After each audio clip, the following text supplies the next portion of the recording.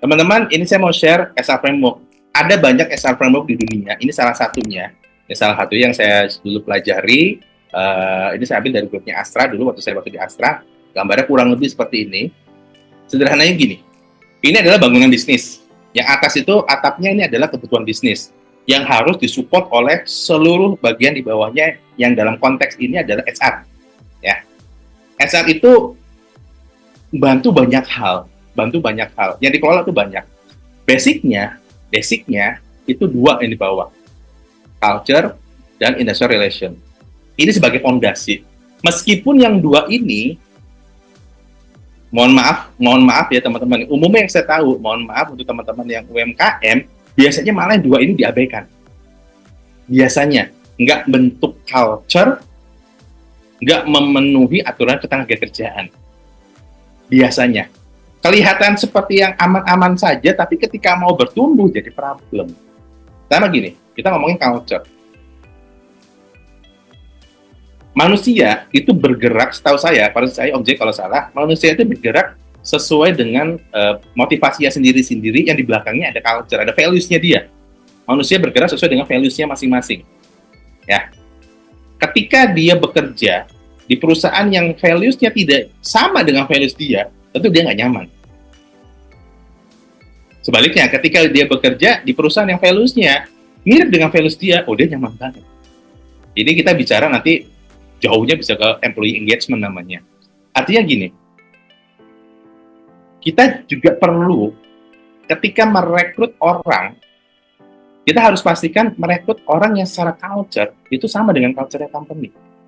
Ini saya cerita ada satu contoh, perusahaan besar, tapi saya nggak sebut brandnya, perusahaan besar.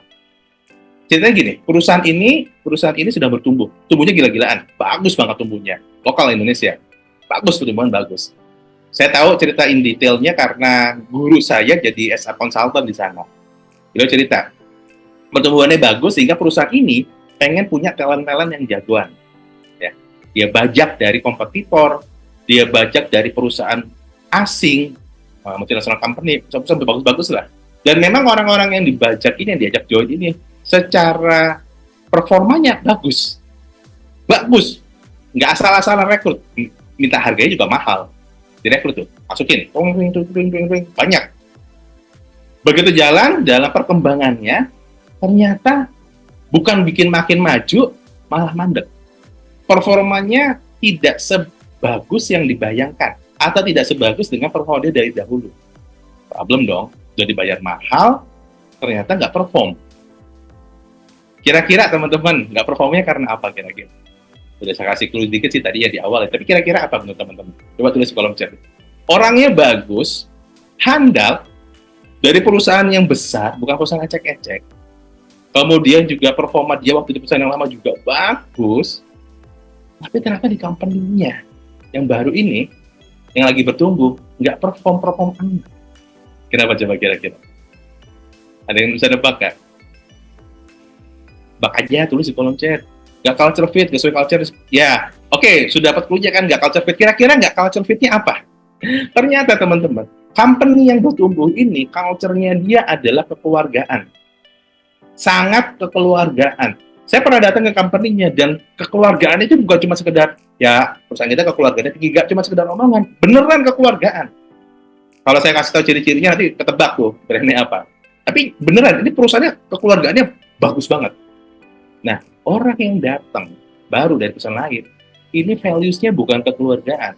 Ketika kekeluargaan boleh kita bilang proses oriented, yang orang-orang yang datang ini result oriented.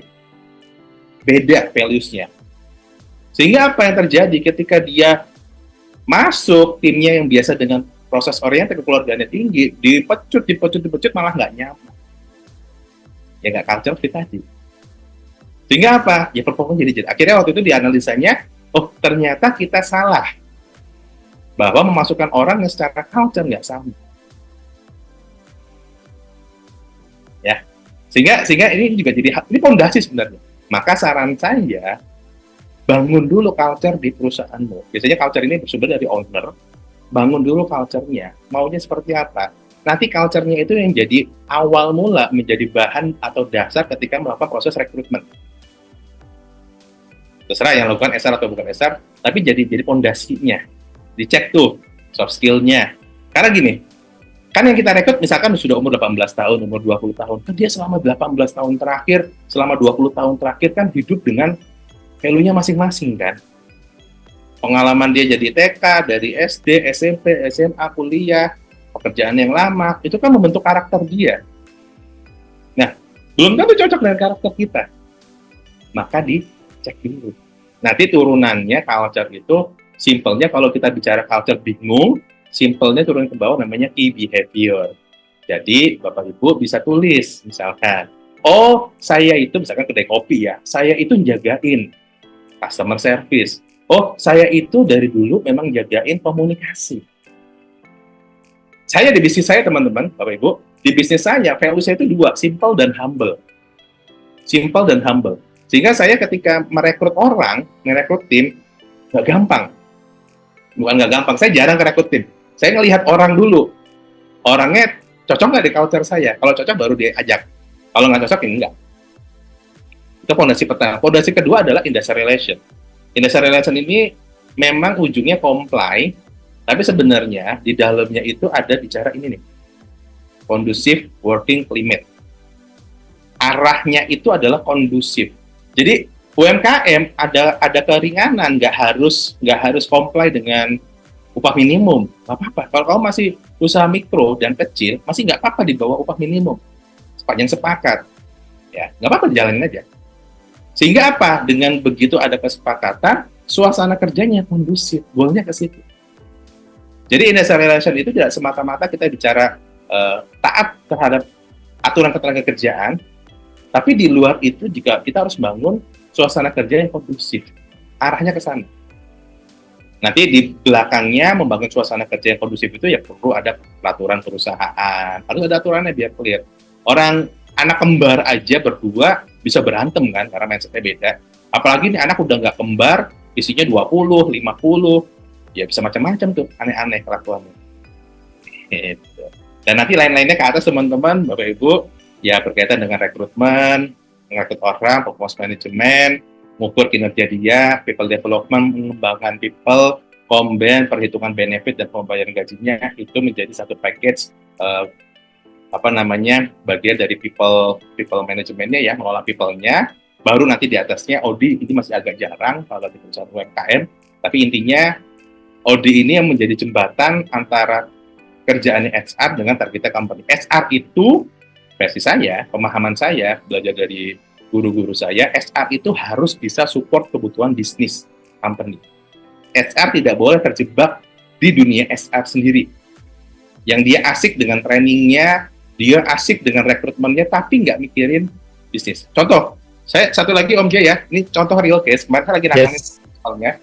Ada satu klien, dia cerita, dia HR yang diperbantukan di perusahaan ini. Jadi mereka grup, dia HR di sister company-nya, dia diminta masuk ke perusahaan ini, dan dia diminta untuk melakukan proses PHK masalah. Dihabisin semuanya. Saya tanya, kenapa masalahnya? Perusahaan rugi, Pak. Oke, saya minta laporan keuangannya. Dia munculin laporan keuangannya. Ada satu yang saya bingung. Satu, saya lihat di laporan keuangannya, gaji perusahaan F&B, gaji karyawan itu sampai 60-70% dari omset. Jadi bayangkan kamu punya warung bakso misalkan, ya, omsetmu sebulan let's say 10 juta, 6 jutanya itu buat bayar pegawai. Dari omset loh, bukan dari profit, dari omset. Sehingga tinggal 40%, 40-30%. Kira-kira pertanyaan teman-teman, kalau kamu bisnis F&B dari omset kotor, 60%, 70% buat bayar gaji, kira-kira sisanya untung apa enggak? Kira-kira coba tulis di kolom chat ya. Untung nggak? Buntung ya. Buntung ya. Buntung benar, buntung. Itu terjadi selama 9 bulan dari pertama kali berdiri sampai hampir setahun. Nah, yang kedua yang bikin saya heran lagi, tapi nilai gajinya naik tiap bulan naik. Saya tanya, loh kenapa ini naik gajinya tiap bulan? Dia jawab, iya Pak, setahu saya tetap ada rekrutmen. Saya kaget loh. SR-nya di sana ada levelnya apa? SR manager. Loh kok masih ada rekrutmen? Ya mungkin ada permintaan Pak. Loh kok SR-nya nggak mikir? Ngapain ngerekrut orang kalau masih rugi? Harusnya SR punya mindset bisnis, saya tahan dulu deh ngerekrut orangnya, ada saya maksimalin dulu. Karena SR harus bisa support bisnis. Ini saya bilang, SR-nya keasikan.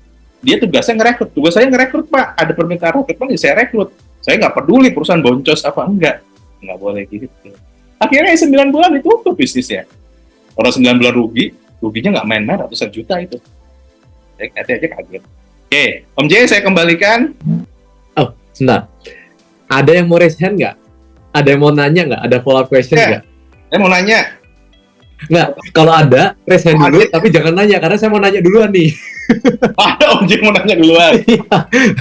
Iya, tapi benar, mau ngecek dulu. Ada yang mungkin ada pertanyaan nggak? Oke, ada Pak Haryo ya. Tapi Pak, kasih saya kesempatan saya nanya duluan ya. ini clear dikit nih. Om, kalau misalnya gitu, yes, culture itu kan dasar ya, fondasi ya. Cuman tadi kan juga dengar case-nya dari Kak Dara, ada case-nya dari Kak Stefani.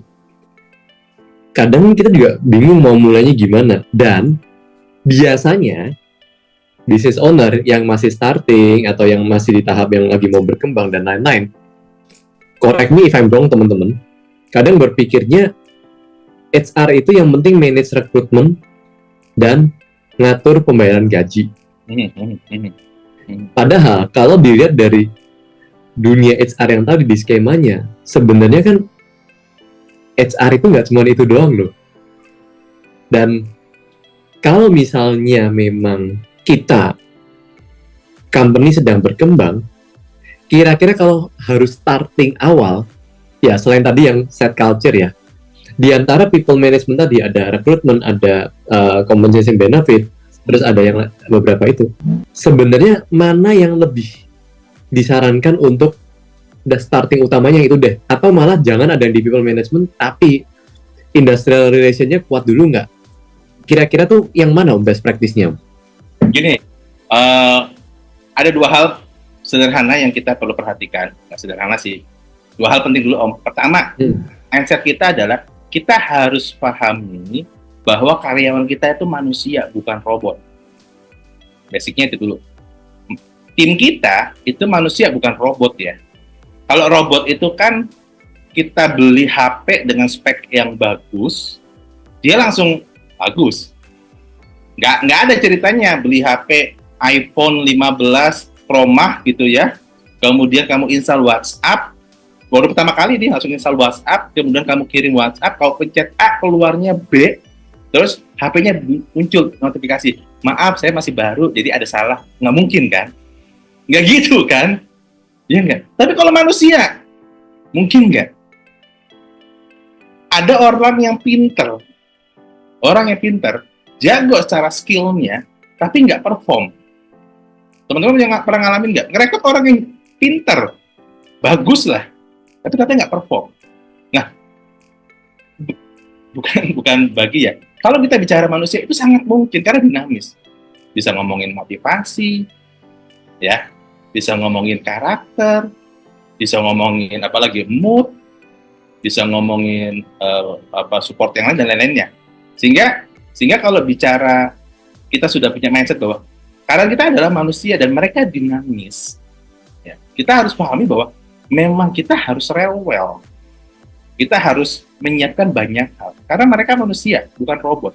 Kalau robot kita masak nasi tinggal ceklek jadi itu nasi rice cooker. Manusia enggak. Nah, maka treatment ini semuanya bagian dari pengelolaan manusia itu. Dari sisi culture, dari sisi industrial relation, dari sisi recruitment, performance management, people development, combat, dan lain-lain. Karena bisa jadi problem semua. Contoh satu-satu misalkan. Yang lain nggak ada masalah, mungkin kurang lebih. Atau yang lain tidak terlalu masalah, tapi culture yang bermasalah. Misalkan gini, saya ngambil contoh agak ekstrim, nggak apa-apa ya, dan ini mungkin jadinya sara, mohon maaf. Misal nih, perusahaannya taat agama. Perusahaan ini, ownernya sangat taat agama. Gampangannya saya boleh ngomong misalkan, karena kebetulan saya muslim, misalkan ownernya muslim yang taat, Sholat itu ya harus on time. Misalkan ya, punya karyawan nggak taat agama, sholatnya belentang-belentong. Value itu aja udah beda, udah nggak nyaman tuh. Bosnya, values dia adalah jaga kesehatan, dia nggak suka ngerokok. Timnya bodo amat dengan kesehatan, hobinya ngerokok. Walaupun dia pinter, tapi kan ada problem di situ. Itu baru contoh yang sederhana ya. Bisa ada potensi problem, nggak cocok, nggak nyaman. Sehingga ngelola orang yang nggak value dengan kita, effortnya lebih gede. Gitu ya. Kan nggak nyaman secara values. Satu. Case yang lain misalkan dasar relation culture-nya udah benar, tapi gaji karyawannya di bawah minimum, padahal perusahaannya mampu dan perusahaan besar, kan problem juga dan lain-lain. Nah, sehingga kalau tadi pertanyaannya, kalau punya tim HR, mulai dari mana? Kalau bicara dua ini, ya bicara values, kita kalau bicara values, dan bicara industrial relation, ini perlu dorongan kuat dari manajemen, dari owner. Goodwill-nya harus kenceng. Karena dua-duanya ini tidak langsung berdampak kepada cuan. Justru malah bisa jadi ngeluarin cuan. Ya, sebelnya di situ. Dua ini investasi. Values dengan industrial relation itu bahasanya lebih ke arah investasi. Tidak langsung menghasilkan cuan, tapi long term akan menghasilkan. Salah gitu. Sehingga yang dua ini yang di bawah, kalau kamu UMKM, kamu ngerekrut SR-nya masih level staff, dua ini secara function ada di owner. Secara kebijakan, secara strateginya, secara arahannya itu owner yang megang. Culture-nya owner yang tahu. Industrial relation, kebijakan tenaga kerjanya owner yang support. Adapun tim HR-nya yang masih level staff itu hanya doer saja. Jangan maksa dia untuk yang melakukan strategic thinking-nya. Kalau masih SR-nya 1, fresh graduate pula. Kecuali kalau HR udah level manager. Tapi kalau level manager biasanya nanti dia minta punya tim, gitu ya. Jadi kalau cuma 1 nih biasanya levelnya masih junior. Nah, maka function industrial relation dengan function culture itu nempel di owner atau di manajemen, itu di direktur. Kebijakannya dari mereka. Tapi activity lapangannya, in detailnya silakan dari tim HR. Misalkan sosialisasi culture, sosialisasi key behavior. Key behavior itu perilaku kunci. Misalkan seorang kasir itu bagi company itu mending harus apa? Harus senyumnya Hermes, gitu ya, lebar. Misalkan dari awal masuk sampai pulang nggak boleh cemberut, harus senyum terus. Nah, itu yang mengedukasi tim HR yang masih level staff, monggo. Tapi yang ngasih arahan, mindset-nya ya owner, ya top management. Nah, sedangkan kalau yang people management, recruitment, ya, performance management, people development, komben, ini secara umum masih bisa dihandle oleh HR-nya. Walaupun yang level sangat strategik ya idealnya bukan di level staff ya, kalau di atas seperti owner lagi, tapi secara umum people management-nya dikelola oleh tim SR 1 orang tadi misalkan masih oke. Masih oke. Jadi kalau ditanya mulai dari mana, memang secara sederhana langsung mulainya dari people management-nya ini, HR-nya. Ya. Tapi kalau ngomongin secara as a framework ini dan secara function, jangan lupakan pondasi awalnya industrial relation sama culture. Jangan lupakan, itu pondasi dan itu investasinya. Ketika timmu sudah punya culture yang sama, values yang sama, dan suasana kerjanya kondusif, diajak lari itu enak. Tapi ketika tidak, repot. Artinya gini, ketika dua pondasi ini sudah gagal, ya, maka pengelolaan manajemen, people management yang semuanya ini berpotensi untuk berantakan. Rekrutmen nanti akan banyak keluar masuk orang, turnover tinggi, gitu ya. Performance manajemennya juga mulai banyak mungkin yang nipu-nipu, datanya nggak valid, kan. People development-nya mungkin makin banyak orang timnya nggak mau disuruh training. Ngapain saya training? Orang nggak dibayar lembur, nggak mau. Karena mindset-nya bukan bertumbuh, mindset-nya adalah ya saya kerja sesuai apa yang dibayar aja. Kan kombennya dia malah mikirnya adalah lembur. Di jam kerja dia malas-malesan, gitu mau pulang baru kerja semangat terus minta, bos kayaknya saya harus lembur, posnya naik. Gitu Om J, kira-kira Om J. Oke, noted Om. Thank you. Oke, kalau gitu mungkin pertanyaannya tadi ya, Pak Haryo, Monggo Pak, tadi yang mau ditanyakan.